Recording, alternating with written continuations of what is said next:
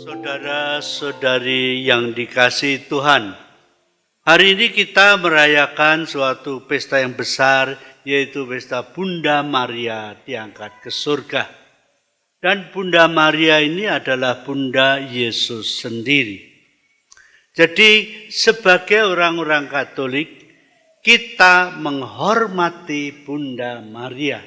Kita tidak menyembah Bunda Maria, tetapi menghormati karena dia itu adalah Ibu Tuhan kita sendiri, Yesus Kristus. Ini ada frater-frater di sini ya. Kamu punya mama ya? Punya kan? Kamu mengasihi mamamu. Nah, kalau mamamu saya hina gimana? Marah ya. Ya, maka itu saudara, kalau orang menghina Bunda Maria, apakah Yesus tidak marah? Ini frater-frater, saya kira Anda semua yang punya orang tua, punya mama, kalau dihina gimana? Lah ini marah. Apa Yesus tidak marah? Lah itulah. Oleh karena itu saya kira bagi kita juga penting ini kita menghormati Bunda Maria. Kita tidak menyembah Maria, ya jadi jelas. Karena kita hanya menyembah Allah, tapi Maria itu adalah orang yang istimewa, yang dipilih Allah secara istimewa. Dia yang terbesar di antara manusia kecuali di bawah Yesus sendiri. Jadi dia itu di antara semua manusia, dia ada yang terbesar itu. Lalu dari sini kita melihat teladan Bunda Maria yang juga kemudian oleh Tuhan dipilih sebagai bundanya dan juga yang seringkali dipilih Tuhan untuk menyampaikan pesan-pesannya. Yaitu pada zaman dulu Tuhan berbicara melalui para nabi dan perjanjian lama, tapi dalam perjanjian baru itu tentu saja lewat murid-muridnya, murid-murid Yesus, para rasul dan sebagainya. Tapi juga Tuhan pada sejak itu perjanjian baru ya ada beberapa kasus di mana Bunda Maria ditampilkan sebagai utusan Allah. Pada zaman-zaman kita ini kita melihat misalnya Bunda Maria yang diutus untuk menampakkan diri di Lourdes, kemudian terakhir di Fatima dan ada tempat lain lagi. Tapi yang penting bagi kita ialah kita harus meneladan Bunda Maria. Bunda Maria itu orang yang betul-betul beriman. Coba saudara-saudari renungkan ketika malaikat datang kepada Maria yang gadis waktu itu, engkau akan mengandung dan melahirkan seorang anak laki-laki. Dan Maria waktu itu bersabda apa? Berkata apa? Aku ini hamba Tuhan. Terjadilah padaku menurut perkataanmu. Maria percaya bahwa kalau itu kehendak Allah, Allah akan menyelesaikan semua persoalan. Dan Injil dikatakan waktu itu Maria bertunangan dengan Santo Yosef. Lalu coba bayangkan kalau Maria nanti tiba-tiba Santo Yosef melihat Maria mengandung. Lalu gimana? Lalu Maria akan mengatakan pada Yosef, saya mengandung dari Roh Kudus. Apa Yosef percaya? Memang saya pernah itu dengar itu ada satu cerita ya di suatu tempat. Ada seorang gadis mengandung. Lalu katanya, saya mengandung dari Roh Kudus ya, siapa yang percaya? Tapi begitu juga Bunda Maria ini. Tapi imannya karena dia tahu Tuhan yang menghendaki, maka dia akan bagaimana caranya dia tidak tahu. Dia tidak mengatakan pada Santo Yosef, saya mengandung dari Roh Kudus, tidak. Tapi akhirnya Tuhan sendiri yang memberitahu pada Santo Yosef bahwa Maria itu mengandung dari Roh Kudus. Dan karena itu Santo Yosef percaya. Memang dikatakan dalam Injil, Yosef itu orang yang tulus hati, dia tidak mau mempermalukan Maria. Lalu dia pikir mau menceraikan Maria diam-diam. Tapi Roh Kudus itu datang kepadanya dan mengatakan, dia ini mengandung dari Roh Kudus dan akan, itu anak tadi akan menjadi penyelamat dunia. Dan di situ kita lihat kepercayaan Bunda Maria yang juga harus menjadi teladan kita. Kalau kita tahu apa yang dikehendaki Tuhan, kita berusaha selalu melakukan kehendak Tuhan. Maka Maria juga, terjadilah padaku menurut perkataanmu. Bagaimana terjadinya?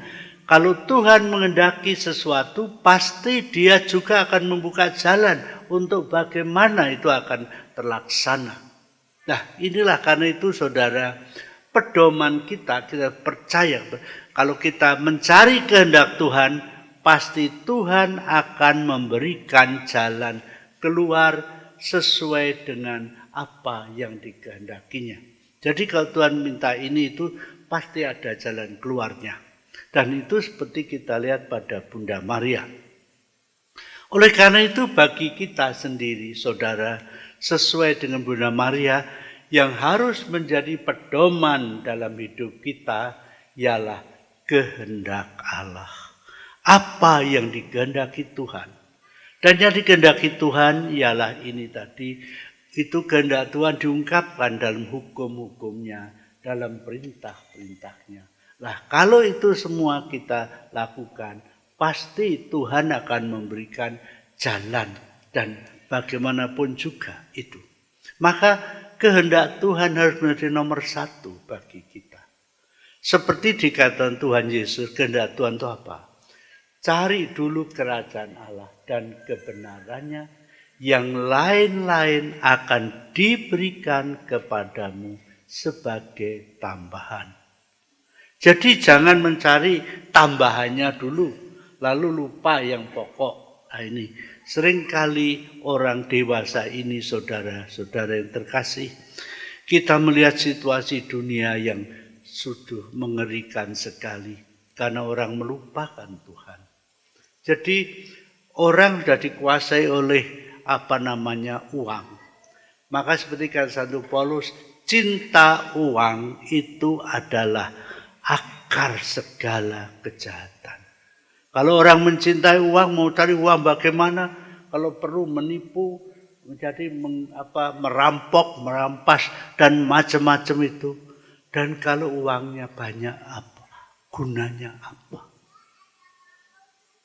Memang ada orang diberi itu, lalu ada yang bermurah hati dan sebagainya, menolong orang lain dan sebagainya.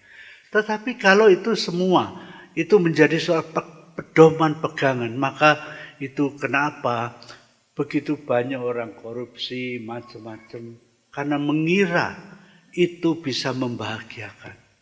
Tetapi semakin banyak itu hatinya masih gelisah, takut, tidak itu.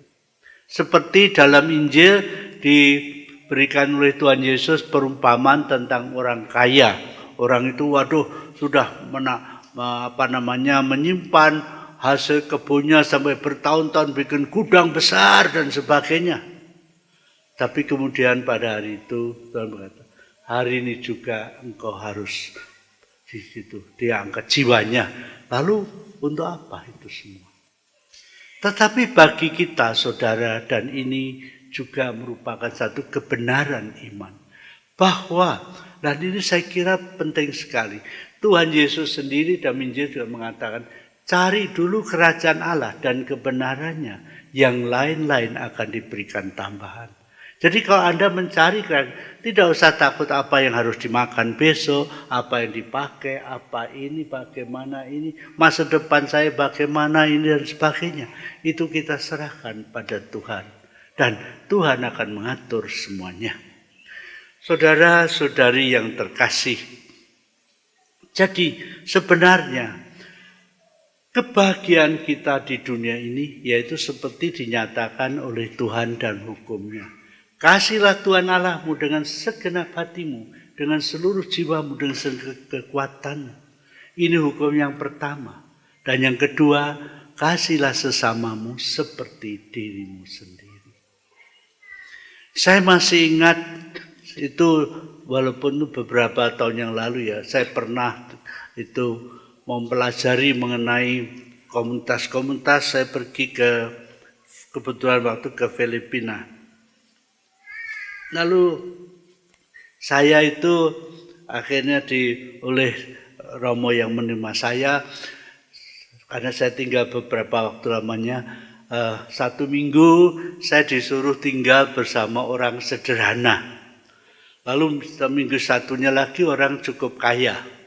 Lalu itu mereka begitu, yang sederhana itu pun tidak pernah kekurangan apa-apa, karena bagi mereka hidupnya nomor satu ialah Tuhan. Jadi mereka tidak. Lalu yang bapak yang kaya itu waktu dia cerita tentang pengalamannya, dia cerita sambil menangis. Karena apa? Dia itu akhirnya diberi memang kekayaan itu, tapi dia murah hati. Dia bantu orang ini, bantu itu, bantu. Jadi bukan kaya dikumpulkan, tapi dia itu diberikan. Terus dia mengatakan, Romo, saya itu memberikan itu, saya tidak pernah kekurangan. Saya berikan pada orang lain, Tuhan memberi lebih banyak itu, dia berikan, bantu banyak itu. Karena apa? Karena memang dia menerima itu dari Tuhan, dia sadar bahwa ini pemberian Tuhan, begitu. Kemudian saya kembali kepada Bunda Maria. Bunda Maria itu juga contoh kerendahan hati. Saudara-saudara yang terkasih, Bunda Maria yang dia tahu dia itu adalah ibu dari Sang Penyelamat sendiri. Ketika dia menerima kabar dari malaikat, kamu akan melahirkan, dan itu adalah putra Allah sendiri. Kemudian ketika tadi Daminjil, dia mengunjungi Elizabeth juga mengatakan, siapakah aku ini sehingga ibu Tuhanku datang kepadaku. Jadi Elizabeth karena Roh Kudus tahu gadis ini adalah ibu Tuhan. Tapi Maria begitu rendah hati. Coba bayangkan saudara, Maria ibu Tuhan sendiri, tapi hidup di Nazaret dalam keadaan begitu rendah. Dan Santo Yosef itu seorang tukang kayu, bukan daukai kayu ya, dari punya perusahaan kayu besar, tapi tukang kayu sederhana. Dan kemudian Tuhan Yesus sendiri ketika Santo Yosef meninggal, dia melanjutkan sebagai tukang kayu. Dan coba bayangkan Bunda Maria ya, ibu dari Sang Penyelamat, ibu dari Raja segala raja. Dia tiap hari bergaul dengan wanita-wanita yang sederhana di Nazaret. Dia ikut cuci-cuci, dan di Nazaret itu saya kira ada waktu itu hanya satu sumber saja. Jadi semua orang kalau itu yang cuci mandi ya di sumber itu. Bunda Maria bayangkan, dia seperti kebiasaan orang sana, selesai bawa pakaian atau itu ditaruh di atas kepala sambil jalan gini. Seperti orang-orang di Bali itu begitu. Jadi itu, coba bayangkan, Maria, dan dianggap di antara wanita-wanita yang lain dikatakan, oh ya ini ya memang dia orang baik, tapi orang sederhana. Hanya istri tukang kayu, jadi dikenal hanya itu istri tukang kayu. Tukang kayu sederhana. Jadi Maria tidak pernah menonjolkan diri, walaupun dia itu Bunda Allah sendiri. Dia tahu bahwa yang putra dikandungnya, dilahirkannya itu adalah anak Allah sendiri. Dan ketika Yesus mulai berkeliling dan sebagainya, dalam Injil disebutkan Maria tidak pernah menurut, oh ini yang hebat itu anak saya loh, itu anak saya. Tidak pernah Maria. Ya, kan seringkali orang wah lihat anaknya itu, wah itu anak saya, itu anak saya, bangga. Tapi Bunda Maria tahu, ya dia mengikuti, dia tidak pernah menonjolkan diri. Tapi memang imannya itu besar sekali, dia tahu Yesus itu. Dan salah satu contoh saudara dari imannya yang besar itu, yaitu waktu Bunda Maria juga tadi yang rendah hati tadi, waktu ada perjamuan di Kana, dia tahu aduh ini kehabisan anggur. Dan pada waktu itu orang-orang kok pada perjamuan menikah begitu, kok kehabisan anggur, itu bikin malu yang punya pesta itu. Maka Bunda Maria berkata pada Tuhan Yesus, mereka kehabisan anggur. Bunda Maria lalu Yesus seolah-olah waktuku belum tiba. Tapi Bunda Maria itu punya iman sekali besarnya. Lalu dia kata pada, apapun nanti yang diperintahkan kepadamu, lakukan itu. Dan karena diberi itu perintah pada Bunda Maria, maka pelayan-pelayan itu disuruh mengisi tempayan dengan air. Lalu coba berikan ini kepada itu yang juru pesta itu. Kalau mereka tidak percaya pada kata Maria, saya air dan tempayan berikan, saya nanti dimaki-maki. Tapi karena dia percaya itu, karena Maria imannya menguatkan itu, dan memang mujizat pertama Yesus terjadi karena Maria. Saudara-saudari yang dikasihi Tuhan, mujizat Tuhan itu tidak hanya terjadi pada zaman Tuhan Yesus, pada zaman Bunda Maria, tetapi juga terjadi pada dewasa ini. Maka bila kita percaya kepada Tuhan, sebetulnya tidak ada yang mustahil, segala-galanya mungkin. Jadi bahkan juga misalnya penyembuhan-penyembuhan terjadi, karena memang Allah tetap berkarya sekarang ini. Saya masih ingat beberapa contoh ya. Nah, karena itu juga nanti setelah nanti selesai ini juga ada berkat dengan sakramen Maha Kudus dalam Mahdi keliling. Saya masih ingat. Ya, sebenarnya banyak terjadi, tapi dua peristiwa yang istimewa. Seorang ibu yang waktu itu punya kanker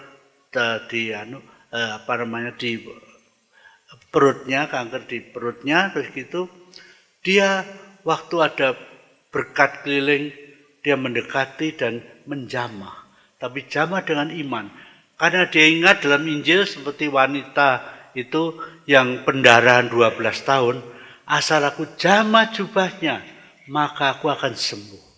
Lalu wanita itu, ibu itu juga dia begitu yakin mengenai itu, maka ketika ada berkat keliling dia jamah itu. Jadi tidak jamah sakramennya, tapi jamah baju yang membawa itu dari jamah itu. Dengan keyakinan seperti wanita menderita. Dan apa yang terjadi? Seketika itu juga dia sembuh. Terus saya teringat lagi, ini cerita lain lagi ya. Jadi suatu saat saya ada itu misa penyembuhan di Jakarta. Waktu itu ada seorang bapak yang sudah katakanlah dari rumah sakit dibawa ke sana dengan tempat itu jadi itu dengan ambulans, kemudian diletakkan di tempat waktu tidur. Karena di gereja itu waktu penuh, dia tidak bisa masuk, dia di luar. Tapi ketika itu dia begitu imannya begitu besar.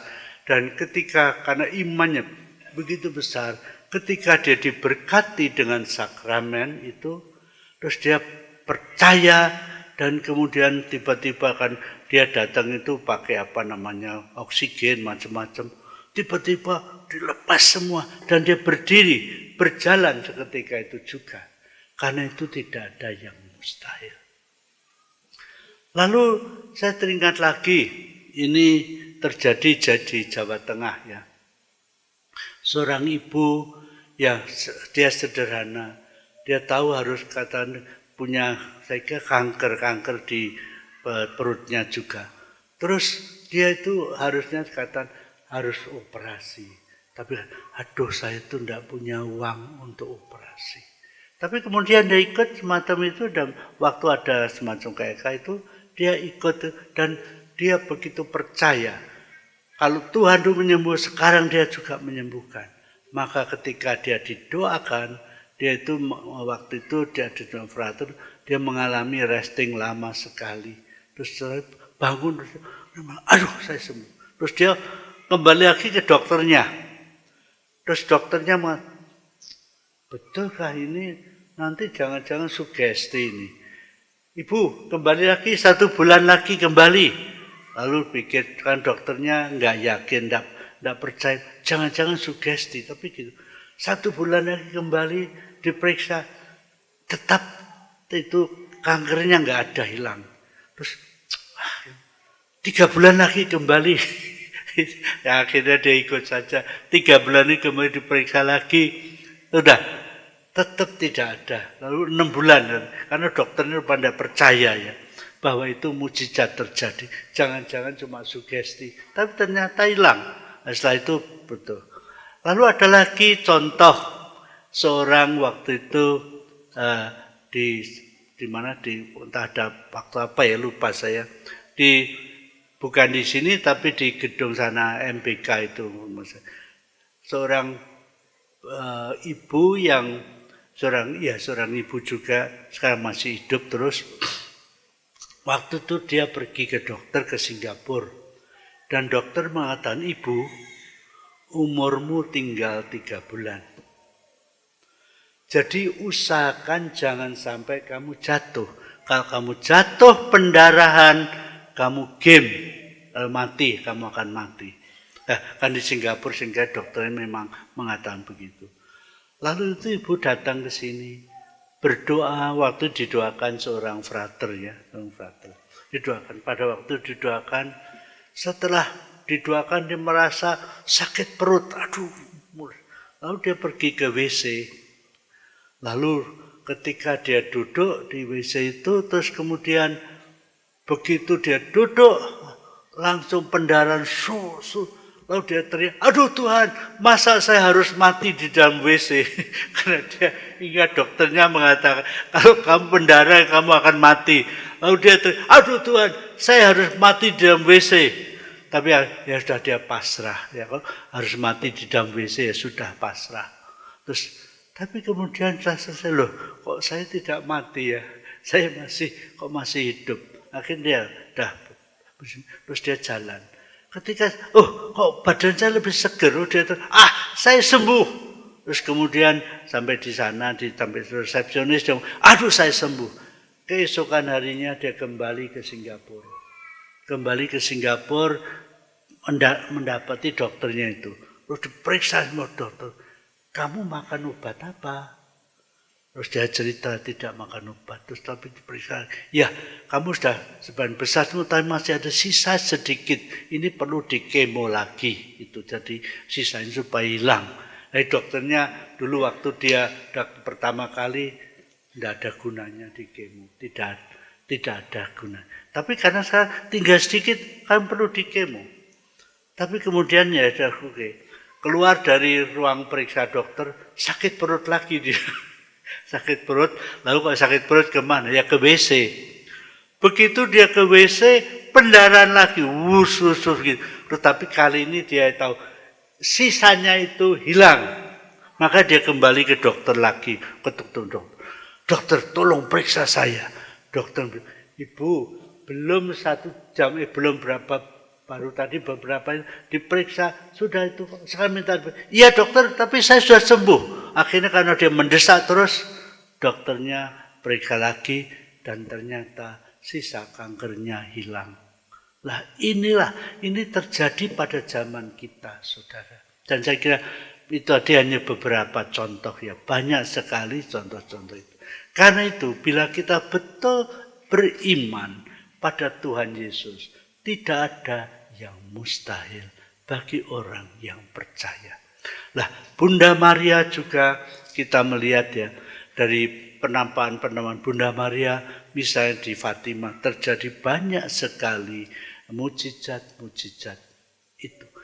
Karena apa? Bunda Maria membangkitkan iman bahwa Yesus itu hidup, Tuhan hidup, juga sampai sekarang ini dan pada zaman kita ini.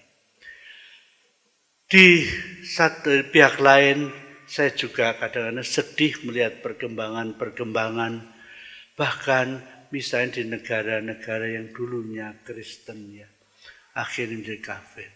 Belum lama itu saya mendapat kiriman video tentang penyembahan pada Baal. Untuk membuka pekan olahraga. Dan itu penyembahan pada Baal. Aduh, ngeri sekali kalau kita melihat itu. Kalau kita dulu di sini di Belanda ya, dan kita mendapat iman dari misionaris Belanda. Tapi Belanda sekarang satu persatu gereja-gereja itu dijual. Ada menjadi rumah makan atau jadi gudang. Ngeri sekali. Padahal di sini kita membangun gereja sulit sekali. Dan terus-menerus masih bangun gereja di mana-mana sekarang. Nah inilah. Tapi inilah saudara-saudari yang dikasih Tuhan. Dan saya harap juga bagi Anda semua yang boleh mengalami bahwa Allah hidup, sharingkan itu pada teman-temanmu, pada saudaramu, pada keluargamu, dan lain-lain. Kalau dulu misionaris itu ada imam-imam, dewasa ini Anda tahu tidak bahwa ada satu karya misi yang luar biasa itu di Kalimantan Selatan, di Keuskupan Banjarmasin. Siapa misionarisnya? Itu anak-anak muda anggota KTM. Anak-anak muda yang kemudian memberikan waktunya 1 tahun. Memang waktu itu mau jadi misionaris di sana, mereka itu disebut dengan istilah volunteer, ya. Itu menjadi volunteer di sana. Itu kami bina dulu 1 bulan full, kemudian tambah 1 bulan lagi, setelah itu bisa. Walaupun tetap didampingi oleh itu CSC dan pendidikan. Tapi mereka itu bisa pergi kampung-kampung dan mewartakan. Dan sekarang di daerah yang dulunya sama sekali itu ada Dayak Keharingan ya, Dayak yang sama sekali belum mengenal Tuhan, belum percaya itu, sekarang sudah cukup banyak. Beberapa kampung sudah banyak yang menjadi itu Katolik.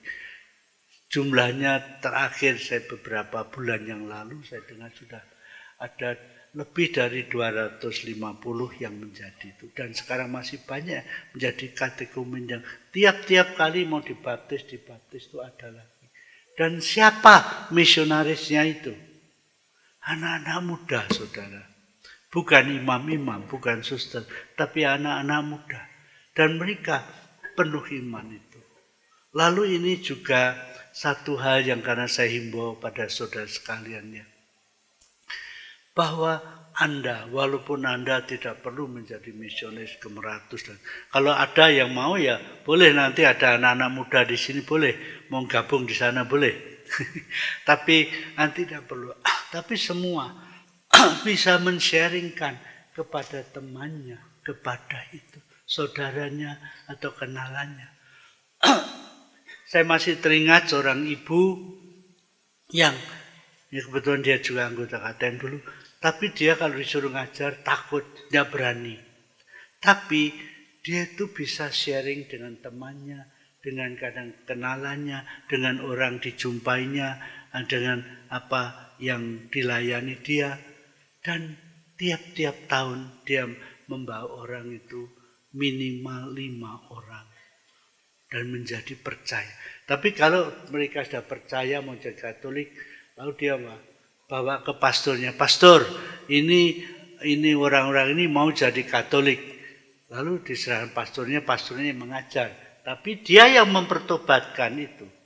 Nah saya kira pada zaman kita ini saya harap juga apa yang kamu terima jangan disimpan sendiri, tapi sharingkan dengan itu. Saya pernah membaca dari data beberapa tahun yang lalu, saudara, itu data-data dari gereja Katolik dan dari gereja Protestan tentang perkembangan orang Kristen di Cina.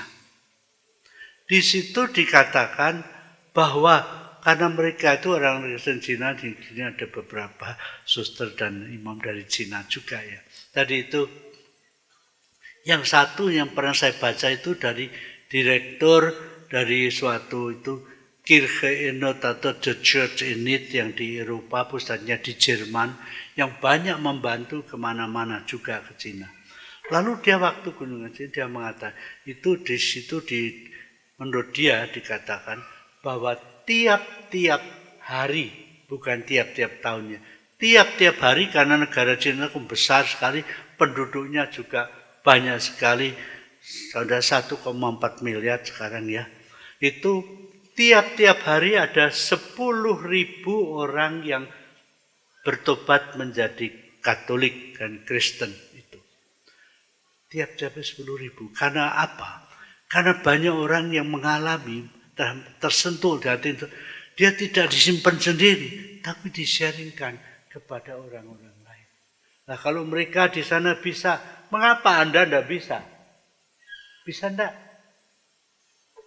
Sharingkan pada teman-teman. Dan ini saya kira, ini sudah. Kemudian ini terus saya dapat lagi data dari kelompok Protestan yang mengatakan bukan 10.000 tapi 20.000. 20.000. Lalu saya kira itu memang ya memungkinkan. Karena apa? Karena saya melihat di sana orang yang tersentuh hatinya oleh Tuhan, mengenai Tuhan, kemudian tidak simpan, tapi sharingkan pada teman, keluarga, dan lain-lain itu. Dan dengan demikian makin banyak. Lalu sekarang saudara, kalau boleh saya bertanya kepada Anda semua ya.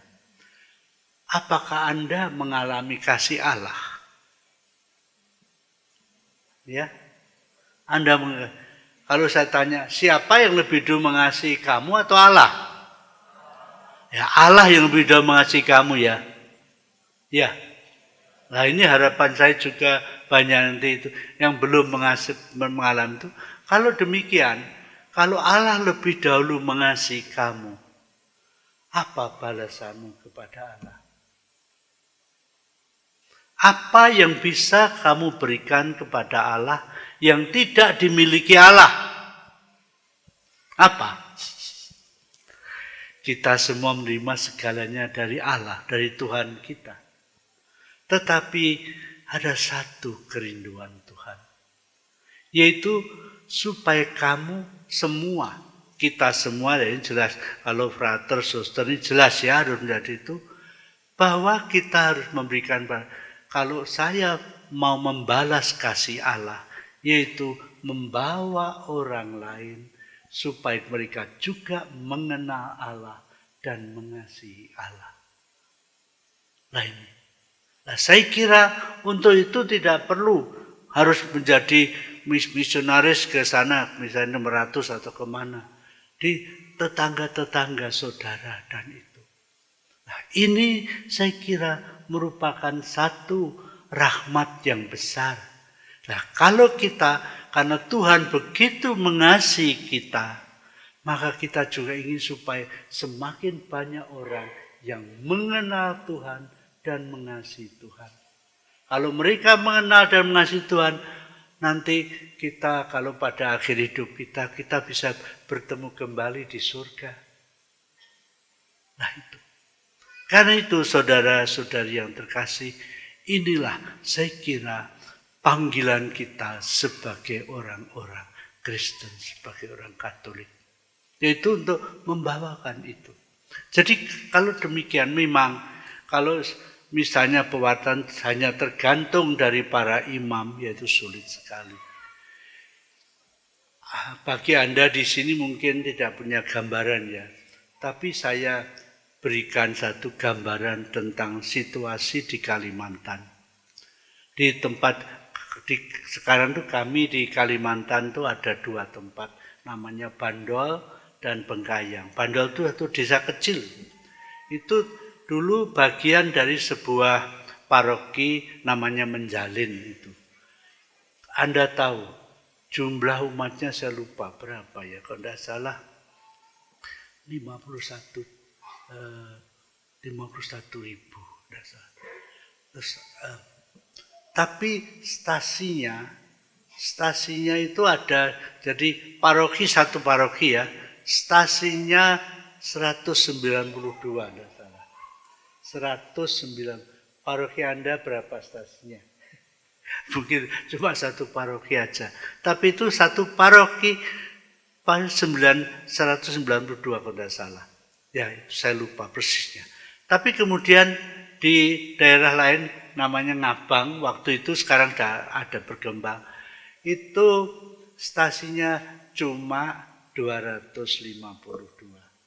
Cuma 250 stasiunnya. Satu paroki. Pastornya berapa?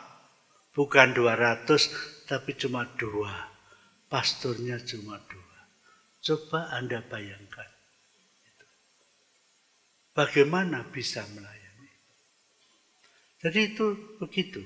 Dan karena itu saudara-saudara yang terkasih, inilah situasi yang demikian. Kalau itu pewartaan itu semua mengharapkan para pastor, itu tidak mungkin. Bagaimana 2 orang pastor harus melayani 252 stasiun. Maka juga banyak stasiun mungkin tidak sampai setahun sekali bisa dilayani. Karena begitu banyaknya. Tetapi saya kira ini memang Anda daerah sini yang di Jawa ini mungkin banyak di Jakarta atau Bandung dan sebagainya. Itu tapi bisa men-sharingkan kepada teman-teman, kepada kenalan dan lain-lain. Bisa itu. Nah, kalau demikian halnya saudara, Anda dari sebagai ungkapan syukurmu kepada Tuhan yang lebih dahulu mengasihi kamu, kamu bisa membawa orang-orang lain juga kepada Tuhan. Dan ini bisa terjadi. Lalu saya katakan, kalau di Cina itu bisa, mengapa di sini tidak bisa? Ya. Di Cina itu karena orang begitu, saya dengar itu orangnya begitu tersentuh hatinya, sharing cepat pada teman-temannya, keluarganya, sehingga perkembangannya luar biasa cepatnya. Nah kalau di sana bisa, mengapa di sini tidak bisa? Sehingga dari tadi ungkapan dari yang saya terima itu, mungkin dalam tahun 1935, Cina bisa menjadi negara dengan jumlah penduduk Kristen terbesar di dunia. Ya karena perkembangan cepat sekali itu. Nah, saya kira di Indonesia juga saudara, ini kita perlu itu supaya berkembang. Nah, yang sebetulnya meneguhkan itu ialah bahwa misalnya misi di Meratus itu yang nangani siapa? Anak-anak muda yang itu menjadi volunteer. Maka Anda tahu nanti sini ada anak-anak muda, ada muda-mudi yang mau jadi volunteer di sana, boleh saja nanti. Ya, itu. Jadi saudara-saudari yang dikasihi Tuhan, inilah situasi kita. Jadi kalau kita betul percaya bahwa Yesus betul hidup dan Yesus mengasihi kita, kita boleh mengharapkan segala-galanya dari Tuhan. Dalam Injil juga barang siapa punya iman itu akan bisa menerima hal-hal yang melampaui pikiran kita, melampaui pengertian kita. Dan kemudian juga itu juga membagikan ini kepada orang lain sehingga semakin banyak orang yang mengenal Tuhan Yesus. Nah, ini sebagai ungkapan kasih kita, ungkapan terima kasih kita kepada Allah yang lebih dahulu mengasihi kita. Amin.